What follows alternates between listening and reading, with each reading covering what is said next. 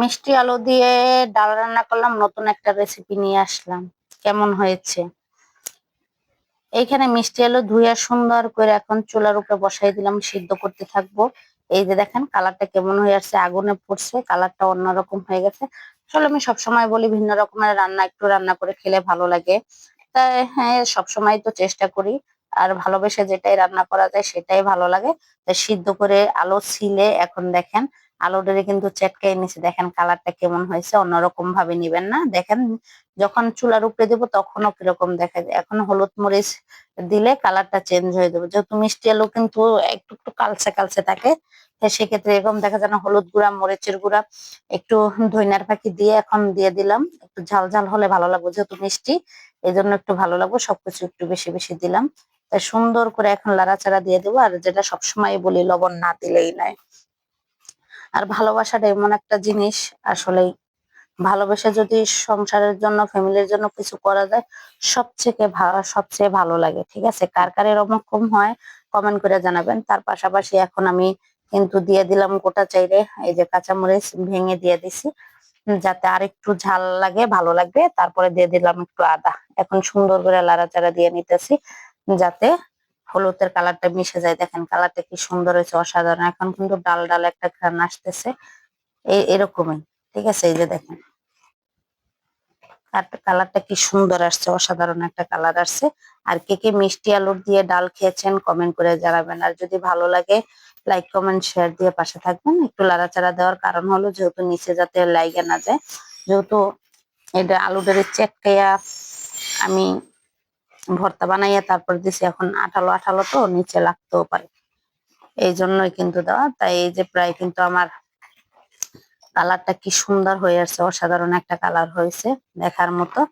তাই দেখতে থাকুন, আপনাদের ভালো লাগবে। আর সবসময় বলি ভালোবেসে যদি কিছু রান্না করা যায় সংসারের জন্য ফ্যামিলির জন্য, আসলেই ভালো লাগে। তারা খাওয়ার পরে যদি বলে যে না আজকে তৃপ্তি করে খেয়েছি, ভালো লাগছে, এইটাই সব থেকে মানে সার্থকতা, যে না আমি একটা কিছু করছি ফ্যামিলির জন্য, সেইটা ফ্যামিলি আসলে ফ্যামিলি ভালো লাগছে বা কিছু। তারপরে এই যে দিয়ে দিলাম, এখন তেল দিয়ে দিলাম। ঠিক আছে, তেলটা দিয়ে দিলাম।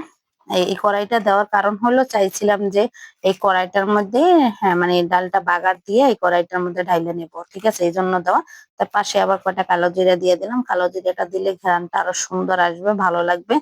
তাই আপনাদের কারা কারা এরকম ভাবে খেয়েছেন কমেন্ট করে জানাবেন। আর সংসারের জন্য আমরা মেয়েরা সবসময় চাই একটু ভালো ভালো কিছু করতে, হয়তো কারণবশত অনেকের হয়ে ওঠে, কেউ হয়ে ওঠে না। তো এই জন্য মন খারাপ করা যাবে না, চেষ্টা করতে হবে। তাই আপনাদের সাথে কথা বলতে বলতে আমার কিন্তু ফোড়ন দেওয়ার সময় হয়ে আসছে। তারপরে এখন কি করব জানেন, এটার মধ্যে ঢাইলা দেখতেছিলাম যে আসলে এগুলো সব আটবে কিনা। ঠিক আছে, এখন দেখি যে না, আসলে এটার মধ্যে আটবে না, সবগুলো আটবে না। এই যে দেখছেন আটবে না, এই জন্য আবার কি করলাম, এটারে উঠাইয়া ওই আগের যে পাতিলাটা ছিল সেই পাতিলাটার মধ্যে দিয়ে দিলাম। ঠিক আছে, তো এই রান্নাটা দু একদিন আগে রান্না করা ছিল, সময় পাই নাই, ভিডিও করছি, আপনাদের সাথে এডিট করে ছাড়তে পারি না, যেহেতু আমি জানেন টেলারি কাজ করি, সময় পাই না। তারপরে চেষ্টা করি আপনাদের মাঝে নতুন নতুন কিছু ভিডিও নিয়ে আসতে। রান্নাটা কিন্তু সেই হয়ে গেছে গা।